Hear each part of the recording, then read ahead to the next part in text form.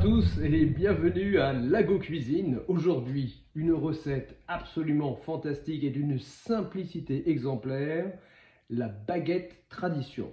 Alors, beaucoup d'entre vous se demandent mais comment faire une baguette aussi bonne que celle du boulanger? C'est en fait très simple. Tout d'abord, vous avez besoin de quelques ingrédients, mais pas trop. 375 g de farine classique, blanche, 300 ml d'eau tiède que vous allez mélanger à votre levure, qui peut être une levure industrielle ou en tout cas instant yeast, comme celle que nous avons ici aux États-Unis. Et puis vous rajoutez à cela 5 à 6 g de sel. Alors, tout d'abord, quelques notions de base sur une baguette réussie. Le sel et la levure ne font pas bon ménage. En effet, le sel limite tous les effets positifs de la levure. Il faut donc faire très attention à ne jamais mélanger le sel avec la levure directement. Donc, ce que je vais faire tout d'abord, c'est mélanger le sel à ma farine et faire en sorte que le sel soit complètement intégré à ma farine. Touiller de façon relativement simple dans les deux sens. Et une fois que mon sel est bien intégré à ma farine, je vais m'attaquer en fait à la levure. Alors la levure, il va falloir la diluer dans cette eau tiède. Alors attention, il ne faut pas que l'eau soit froide, il ne faut pas que l'eau soit chaude, une eau tiède. Un petit peu plus élevée que la température de cette pièce, qui doit être de l'ordre de 21-22 degrés pour l'instant. Et une fois que vous avez mélangé votre levure avec l'eau, il faut bien sûr faire en sorte, ça sent bon la levure.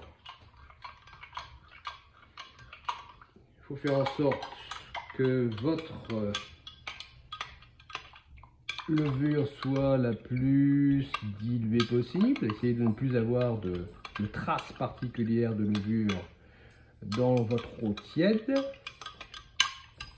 Il va falloir maintenant préparer votre pâte. Alors pour préparer la pâte, et en fait rien de plus simple, pas de pétrissage pour ces baguettes tradition. Je vais tout simplement intégrer mon eau avec la levure à ma farine salée et je vais faire en sorte d'obtenir une pâte. Je ne vais pas la pétrir, c'est-à-dire que je ne vais pas passer des heures à essayer de créer la pâte parfaite. Je ne sais pas si vous voyez là ici, il y a là encore un petit peu de travail à opérer. Il faut quand même que la farine soit bien intégrée, soit bien mouillée, entre guillemets. Vous pouvez travailler dans les deux sens. Et ça demande encore un petit peu de travail, mais pas tant que ça en fait, pas tant que ça. Il faut juste arriver à un stade où tous les éléments sont bien intégrés, sont bien mélangés. Je montre bien pour que vous voyez en fait qu'il ne s'agit pas d'un travail de pétrissage absolument délirant. On n'en a vraiment que pour quelques minutes. Une fois qu'on est bien intégré avec notre pâte, en fait il n'y a plus grand chose à faire. Il va falloir peut-être enlever un petit peu de la pâte qui était restée sur la spatule. Ma pâte est prête, mon pain est en fait fini déjà. Tout le reste maintenant n'est plus qu'une question de patience. Alors je vais en fait faire lever ma pâte, puisque le levain va faire son effet. Je vais faire lever ma pâte pendant à peu près 1h45. Comptez en fait entre 1h30 et 2h. Et pour faire lever la pâte, vous mettez en fait un torchon propre au-dessus de la pâte. Vous laissez la pâte dans un endroit chaud. Et une fois que la pâte est dans cet endroit chaud, en tout cas dans un endroit bien au calme dans votre cuisine, eh bien vous n'avez plus qu'à attendre 1h45. À tout à l'heure, on va voir en effet dans quelle mesure notre pâte a gonflé. Nous voici de retour après un petit peu plus d'1h30, 1h45. Alors voyons si notre pâte est bien levée. Nous allons le découvrir ensemble. Tout à fait, à peu près plus de 2 fois le volume que la pâte avait, il y a à peu près 1 h 30. Je vous ai dit, hein, entre 1 h 30 et 2 heures, on a mis 1 h 45 pour aujourd'hui. Alors on va passer à la prochaine étape, qui est de bien préparer notre pain avant la cuisson.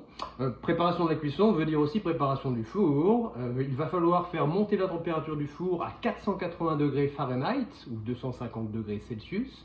Et une petite astuce, il faut en fait dans un plat au milieu, sur le rack du milieu, mettre de l'eau.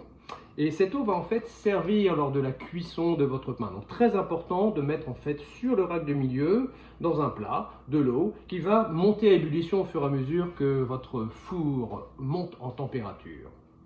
Alors avant de mettre notre pâton, entre guillemets, dans notre four, il va falloir préparer quelques petites choses. Commencer en fait à travailler mon pâton. Donc on va le mettre sur un plan de travail que j'ai fariné au préalable, vous l'avez vu. Voilà, notre pâton est maintenant sur le plan de travail, on va le fariner. Le plan de travail était fariné lui-même, mais il faut faire en sorte que tout le pâton soit bien fariné. La même farine que celle que vous avez utilisée pour faire votre pain. Alors le pâton, on va en fait le diviser en deux. Je vais en profiter pour couper ici, comme vous pouvez le voir. Et là, on va travailler en fait chacun de nos deux pâtons, puisque maintenant le pâton s'est transformé en deux pâtons individuels. Et là encore, pas de pétrissage particulier, pas de travail particulier. Il y a simplement une astuce et un secret de préparation de la baguette, qui est ce fameux moule. Alors ça, c'est un moule qu'on trouve sur Amazon, vous pouvez l'acheter, c'est une dizaine de dollars. Et ce sont des moules en fait métalliques, siliconés, qui sont absolument idéaux, qui sont parfaits pour la cuisson de la baguette. Et bien évidemment, il va falloir que je calcule un petit peu la taille de ma baguette en fonction de la taille de mon moule à baguette. Donc, vous le voyez, opération particulièrement simple. Je ne cherche pas à faire une baguette des plus élaborées, simplement être sûr que mes pâtons aient la forme d'une baguette et que je puisse, comme vous le voyez, les intégrer directement dans le moule. Il y a une petite dernière opération qui va vous donner un petit peu la touche finale. Il faut en fait faire quelques entailles dans votre pâte. Pas nécessairement beaucoup, mais au moins faire, comme vous voyez ici, 2-3 entailles qui vont permettre à ma pâte, une fois qu'elle va cuire, de cuire en épousant justement les formes que j'ai pu donner avec cette petite découpe. Et ça y est, nous sommes en fait fin prêt, il n'y a plus qu'à enfourner. Mon four est désormais à 480 degrés. Je vais donc en profiter pour mettre mes pâtes de pain directement dans ce four. Et je n'ai maintenant plus qu'à attendre 18 à 22 minutes en fonction de la force de votre four. Dans notre cas, ce sera à peu près 22 minutes. Je vous donne donc rendez-vous dans 22 minutes. Rebonjour à toutes et à tous, et voici maintenant venu le moment magique, le moment où nous allons découvrir ces baguettes qui ont passé un petit peu plus de temps dans le four. Je les ai en fait laissées 25 minutes, et nous allons tout de suite découvrir ce qu'il en est. Regardez-moi ces baguettes, elles sont absolument superbes, la croûte bien dorée, on peut bien évidemment penser qu'elles sont excellemment cuites, mais ça nous allons le découvrir tout à l'heure. Alors l'avantage de ce four aussi, vous pouvez le voir, c'est qu'on peut très rapidement et sans se brûler arriver à en fait décoller les baguettes de ce moule. Il n'y a plus qu'à les laisser reposer quelques minutes et bien évidemment très bientôt ce sera une dégustation avec, je crois, un petit peu de pâté de campagne italien pour nous aujourd'hui. J'espère que vous aussi vous avez les bons éléments, les bons aliments qui vont accompagner ce superbe pain, cette superbe baguette, et je vous dis à très bientôt depuis la Go Cuisine.